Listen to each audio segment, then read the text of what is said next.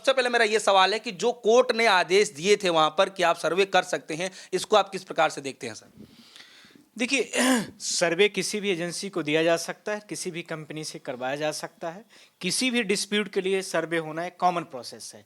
पर सवाल यह उठता है कि ये इसका उद्देश्य क्या था? किसी भी कार्य का सर्वे किस कार्य के लिए किया जा रहा है? अर्थात जो यहाँ पर कोर्ट के द्वारा जो पिटिशंस फाइल की गई थी, उसकी जो प्रेयर्स थी और उसका जो उद्देश्य था, उसमें सर्वे रिपोर्ट जो ली जा रही है, उसका उद्देश्य कहीं न कहीं इंटेंसली है, कहीं न कहीं वह धर्म पर आधारित है, कहीं न कहीं पूरे भारत देश के जो विचार और पूरे भारत देश की जो अखंडता, संप्रभुता को बरकरार रखने वाली है, उससे कहीं न कहीं विभिन्न और अलग है। 1991 के एक्ट में जब भारत देश में काफ़ी बड़े लेवल पर, व्यापक लेवल पर, जहाँ राम मंदिर और बाबरी मस्जिद का लेकर के विवाद पूरे देश में चल रहा था, तो उस समय पर भारत देश में नरसिम्हा राव की सरकार थी और उन्होंने इस सारी चीज़ों को देखते हुए इस आधार पर कैंसिल कर दी, ये सारी चीज़ों पर एक वर्शिप एक्ट लाया, एक स्पेशल एक्ट लाया 1991 का एक्ट। और उस एक्ट के आधार पर सिर्फ मंदिर और मस्जिद के मामले को छोड़ दिया जाए, अर्थात बाबरी मस्जिद और इसी के साथ में पैरेलली में राम का मंदिर, अयोध्या का मंदिर, इन दोनों को छोड़ दिया जाए तो कहीं भी किसी भी प्रकार के इस तरीके की घटनाओं को इल्जाम नहीं दिया जा सकता और न ही इस प्रकार के न तो सर्वे कराए जाएंगे और न ही इस प्रकार की कोई भी अन्य प्रक्रिया को कोर्ट ऑर्डर करेगी। पर यह चीज़ें, इस प्रश्न यह उठता है कि यह किससे संबंधित है और इसकी बेसिक बुनियाद क्या है। भारत देश जब आज़ाद होता है, पूरा देश जानता है कि 15 अगस्त 1947 को जब भारत देश आज़ाद होता है तो उस समय पर बहुत सारे देश के बहुत सारे विभिन्न प्रकार के एक्ट लाए गए और बहुत सारे भारत देश में सीआरपीसी और सीपीसी के एक्ट को संशोधित भी किया गया। उसी के दौरान पर भारत देश में कहीं न कहीं पर यह भी देखा गया कि कहीं भारत देश का जो संविधान है उसकी रक्षा, उसकी संप्रभुता, अखंडता को कैसे बनाया जा सके। तो संप्रभुता वाले और इसके अखंडता को बनाने के लिए जाहिर सी बात है कि भारत देश में सांप्रदायिक तनाव न फैले। सांप्रदायिक तनाव का सबसे बड़ा वातावरण जात से जुड़ी हुई चीज़ें हैं, या जात पर आधारित हैं, या धर्म पर आधारित हैं, या किसी रेस विशेष से, यानी रेस का मतलब हो गया कि जो भारत पूरे विश्व में 12-13 तरह की रेसेस पाई जाती है, ऑस्ट्रोलाइड, मंगोलाइड, एस्ट्रोलाइड, ये सारे विभिन्न द्रविडियन जो भारत के साउथ इंडिया से हैं, ये इस तरह की जब रेसेस की बात नहीं होगी तो विवाद कहीं ना कहीं जाकर के खत्म हो जाएगा।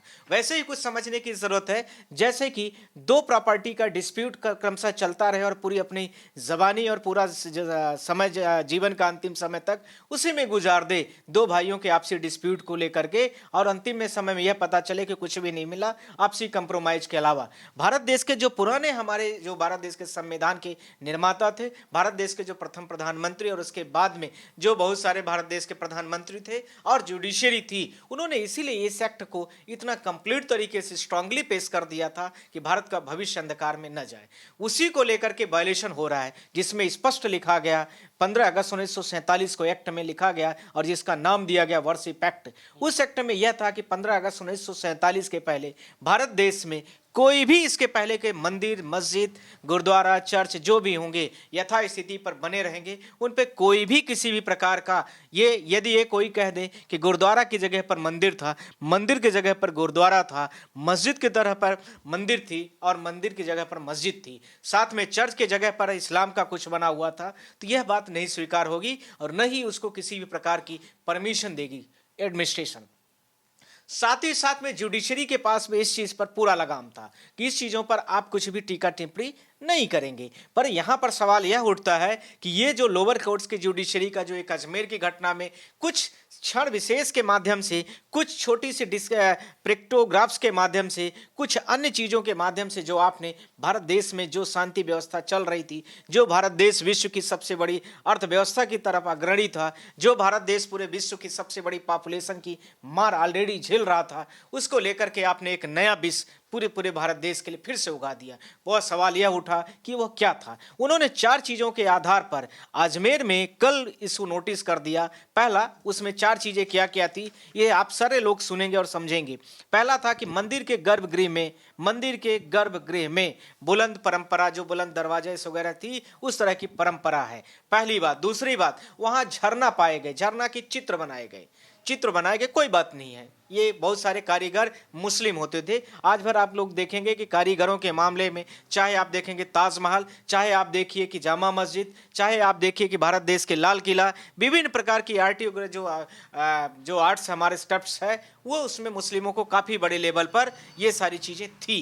पर इसी के साथ में मैं आपसे यह भी कहना चाहता हूँ कि ये सारी चीज़ें, झरना, पेड़, ये सब उस समय पर भारत देश की संस्कृति की विविधता को दिखाता है, जो कि भारत देश के या हमारे कॉन्स्टिट्यूशन में भी लिखा है कि भारत देश अखंडता, संप्रभुता और भारत देश विविधताओं का देश है। इस विविधता को लेकर के भारत काफ़ी आधुनिक भारत तक पहुंच चुका था। आधुनिक भारत में पहुंचते पहुंचते जुडिशरी की इंटरफेयर होती है और 2024 के जो दिन आते हैं, आपको पिछले 3, 4, 5, 6 महीने से भारत देश को सांप्रदायिक राज्यों की तुलना में कह देना अब कोई बड़ी बात नहीं होगी। प्रश्न यह उठता है कि सांप्रदायिकता के आधार पर पूरे भारत देश को कैसे बांटा जाए। प्रश्न यह उठता है कि जुडिशरी का इंटर रोल्स क्या हो सकता है। प्रश्न यह भी उठता है कि विभिन्न संगठन बना बना करके हर जगह पर यह कहते हैं कि यहाँ पर मंदिर था और यहाँ पर मस्जिद आ गया है, वह कैसे हो गया है। यह कहीं ना कहीं विवाद खोदने के अलावा, पुरानी जड़ों को खोदने के अलावा, भारत देश के अंधकार में डालने के अलावा मुझे नहीं लगता कि कुछ उसके अलावा उसका परिणाम मिलने वाला है। शायद मिल गए भी गया कि वहाँ पर मंदिर ही रहा तो मैंने मान लिया कि वहाँ भगवान आ गए, उसके बाद का क्या होगा समय। अर्थात अभी क्या मंदिर हमारे पास अभी हैं और बढ़ जाएंगे, इससे हमें कोई दिक्कत नहीं। दिक्कत सबसे बड़ी होगी कि इन युवाओं का, जो विश्व के सबसे बड़ी, जहां 60% युवा भारत देश में सर्वाइव कर रहा है, उसके साथ क्या होगा। उसके लिए सरकार क्या इस मंदिर और मस्जिद के मुद्दों से क्या उनकी भरपाई और उनके सारी चीजों को कर सकती है। मुझे इस चीज का सवाल सरकार से पूरे गंभीरतापूर्ण चाहिए। सर, संभल की घटना पे आ जाते हैं अब। संभल की घटना को सर आप किस तरीके से देखते हैं? बताया जाता है कि एक ही दिन जो है पिटीशन दायर की जाती है, उधर से कोर्ट का फैसला भी सेम डेज आ जाता है और जो है सर्वे टीम भी निकल जाती है। और सर इसको आप कैसे देख पा रहे हैं? और फिर उसके बाद घटना सर हम सभी के सामने है, आप इस प्रक्रिया को कैसे देख पा रहे हैं?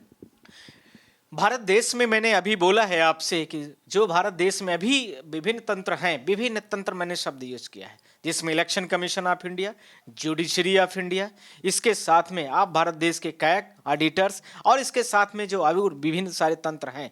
यदि भारत देश का जिस दिन इतिहास लिखा जाएगा, इन सब सारे लोगों का नाम जरूर अमर रहेगा। उसमें यह पूछना भी जरूरी होना चाहिए कि भारत देश की आगे आने वाली पीढ़ियां इनको किस नामों से जानी जाएंगी। क्या भारत देश में संप्रदाय को फैलाने के लिए, वर्ग विशेष के लिए जुडिशरी देने के लिए, या न्याय व्यवस्था को बढ़ाने के लिए? क्या यह इस कोर्ट को नहीं पता था कि यहाँ पर इस तरह के हम जिन चीजों को अलाउ कर रहे हैं, सर्वे को, क्या रात को कोई सर्वे किया जाता है? इस सवाल को सर्वे टीम जो है, जो हमारे भारत देश की पुरातत्व विभाग SIS टीम गई थी, उनसे यह पूछने का प्रश्न है कि किस प्रकार से आपने रात को जाकर सर्वे किया।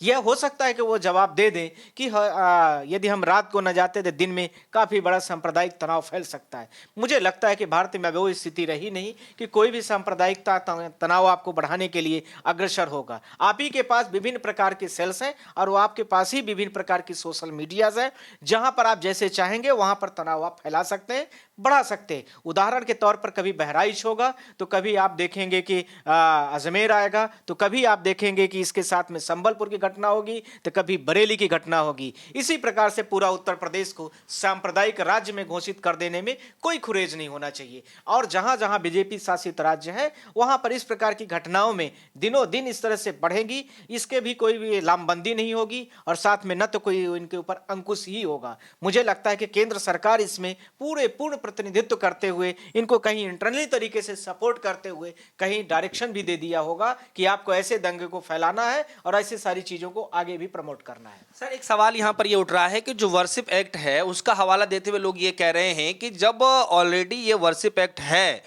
तो आखिर जब संविधान से देश चलता है तो क्या जज को ये नहीं पता है कि वर्शिप एक्ट है, तो फिर इस तरीके का आदेश क्यों दिए जा रहे हैं? क्या उनको ये अधिकार है कि इस एक्ट के आने के बाद भी जो है वो आदेश दे सकते हैं सर्वे के लिए?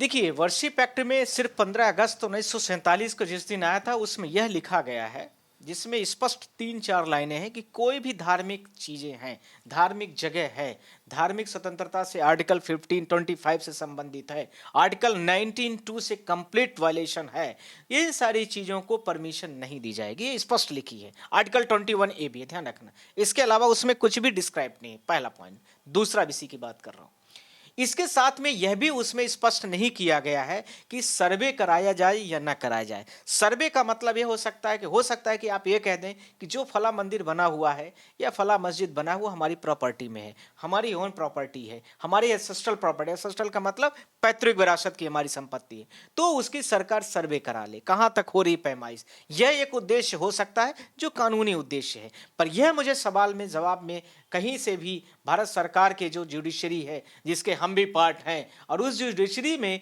किस तरीके से इस तरह के निर्णय लिए गए और क्या दिखा करके ये जजमेंट पारित किए गए कि आप सर्वे कराइए पहले, उसके बाद क्या उसकी खुदाई अब नहीं करनी पड़ेगी। मुझे लगता है कि खुदाई करते करते यदि कहीं जैन और बौद्ध की मंदिर मिल गई तो भारत देश का जो जुडिशरी का सिस्टम है और भारत देश की जो बीजेपी भी है वह भी दूसरे खतरे में सामने आके खड़ी हो जाएगी कि अब तो हमारे हाथ से हिंदू के साथ में बुद्ध, जैन, सिख, ये सब कम्युनिटीज भी आने लगी। मुझे लगता है कि जो करने जा रही है सरकार हो या कोई भी कोर्ट हो, वो कहीं से भी न्यायप्रिय नहीं है। न्याय करने का मतलब यह है कि जो शांतिपूर्ण वातावरण चल रहा था उसको चलने देना ही उचित था अभी यथा स्थिति पर, न कि यह कहना कि किसी धर्म विशेष के व्यक्ति के आरोप पर आपने क्या उनकी लायबिलिटीज है। मुझे नहीं लगता कि किस बेस पर इसको नोटिस किया गया है, मुझे यह भी नहीं पता है कि किस बेस पर उन्होंने पिटीशन फाइल किया है। मैं कह दूं कि आज मेरी property so and so Rewa की है और मैं आकर के कह दूं कि मेरे पूरी दिल्ली की मेरी जांच होनी चाहिए, ये मेरे क्या राइट्स बनता है, कोर्ट को पूछना चाहिए। मुझे लगता है कि इलेक्शन में तो पिटीशन में सब पूछते हैं कि मिस्टर मिश्रा जी आप बताइए कि ये चीजें कैसे आ गई, आप तो मध्य प्रदेश के हैं, आप यहां से क्यों पूछ रहे हैं। ये जवाब उनसे भी पूछा जाना चाहिए कि आप वहां के हैं, क्या आपके पास अभी भगवान कम है या भगवान आपके पास पर्याप्त हैं। तो यह भी बताने की जरूरत है कि जब कोई शांतिपूर्ण सौहार्दपूर्ण तरीके से सारी चीजें चल रही हैं तो उसमें क्या जरूरत है कि आप इन चीजों को उकेड़ेंगे। या जरूरी नहीं है कि कल जहां मस्जिद है वहां मंदिर ही नहीं मिला तो उसके साथ में क्या किया जाएगा न्याय। इस न्याय का जवाब क्या हो सकता है। इसके लिए मुझे लगता है कि सुप्रीम कोर्ट हो या हाई कोर्ट हो या लोअर कोर्ट हो, कोई भी इसमें दूरदृष्टि देखते हुए मुझे लगता है कि सू मोटो जैसे एक्शंस को लेना चाहिए। हम उसमें कर भी रहे हैं और जल्दी ही 1-2 दिन के अंदर में पूरे भारत देश में काफी बड़ी खबरें आप लोगों को मिलेंगी भी। Thank you. हाँ सर, एक छोटा सा सवाल है मेरा यहाँ पर कि यहाँ जो संभल का मामला है उसमें जो पिटीशन दायर किया गया उसमें सिर्फ हिंदू पक्ष को सुना गया, मुस्लिम पक्ष से ये दावा किया जा रहा है कि हमारे पक्ष को तो सुना ही नहीं गया, तो बिना दूसरे पक्ष को सुने हुए कैसे फैसला जा सकता है। सर इसमें कहाँ लूपहोल आप देख पा रहे हैं। ये तो पूरा लूप होल है, उस पिटीशन को डिसमिस कर देना चाहिए और उस जजेस को जो ऐसे जजेस ऐसे नोटिस करते हैं उनको तो पहले ये सोचने की जरूरत है कि मुझे लगता है मुझे बोलना नहीं चाहिए कि आप किस बेस पर इन्होंने आपने ऑर्डर कर दिया। एक्स पार्टी ऑर्डर होता है, आप नोटिस करते हैं दोनों पार्टी बिना फर्स्ट पार्टी को आपने सुना, उसके बाद दूसरी पार्टीज को भी बुलाना चाहिए। इसको नोटिस करना is a part of the case, stay order करना it is the part of the case. But अभी सुप्रीम कोर्ट की जो जुडिशरी की व्यवस्था है बिना किसी मेंशनिंग के दौरान पर बिना अपोजिट पार्टी के सर्विस किए हुए कॉपी की कि हम इस कल मैटर को लिस्ट करा रहे हैं, हम इस मैटर को कल सुनवाई पर लिए हैं, आपने कैसे ऑर्डर पास कर दिया और कैसे उस मैटर को ले लिया गया, टेक ओवर किया गया। मुझे नहीं लगता है कि न्यायपूर्ण व्यवस्था की गई है, मुझे लगता है एक तरफा निर्णय किया गया है जो कि जुडिशरी के लिए भारत देश के, मैंने आपसे फिर बोल रहा हूं, जब भारत देश का इतिहास लिखा जाएगा ऐसे जजों के नाम जरूर लिखे जाएंगे कि आपने जो भारत देश की व्यवस्था संचालित थी उसमें क्या रोल अदा किया है। आपके रोल के अदा को और जनता आपको जरूर याद करेगी। सर एक आखिरी सवाल है मेरा और छोटा सा सवाल ये है कि वहां पर जो हिंसा भड़की है 5 लोगों की सर जानें चली गई हैं, पुलिस प्रशासन साफ तौर पे कह रहे हैं कि जो है दंगाई जो है आए, नकाबपोश दंगाई आए और जो है माहौल को बिगाड़ दिया गया और उसके बाद जो है अनकंट्रोल सब चीजें हो गई हैं। सवाल सर ये है कि आपको भी क्या इसमें कुछ प्रशासन की तरह से कमी आपको नजर आती है जो इतना बड़ा दंगा हो जाता है। इस दंगा में 2 पार्ट बहुत महत्वपूर्ण है। रात को कोई भी सर्वे टीम कहीं भी किसी भी मंदिर मस्जिद में जाएगी तो उनको ये कहना ज़्यादा अच्छा होगा कि व्यक्ति ने और जनता ने कहीं उनको डकैत नहीं समझ लिया कि हमारे मोहल्ले में कोई डकैत आया है रात के काले पोशाक को पहन करके। ये ज़्यादा अच्छा रहा कि कम से कम जनता इतना ही समझ पाई या नहीं समझ पाई, पहली बात।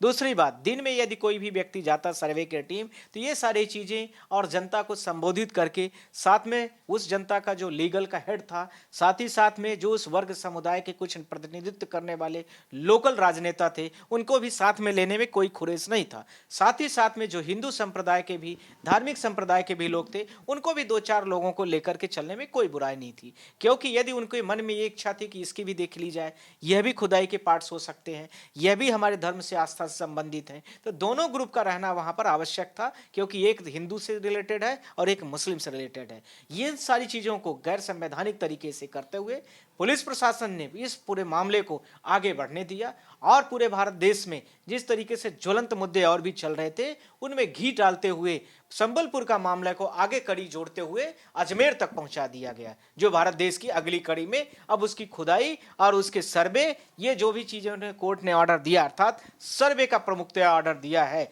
जहां नरेंद्र मोदी जाकर के, हमारे पत्रकार बंधु ने एक बात भी बोली, मोदी साहब गए थे वहां पर चादर चढ़ाने के लिए, अब उसकी खुदवाई भी कराने के लिए जाएंगे क्या? इस सवाल का जवाब तो मोदी साहब ही बताएंगे कि उनके तंत्र और उनकी व्यवस्था भारत देश में किस प्रकार का न्याय चाहती है।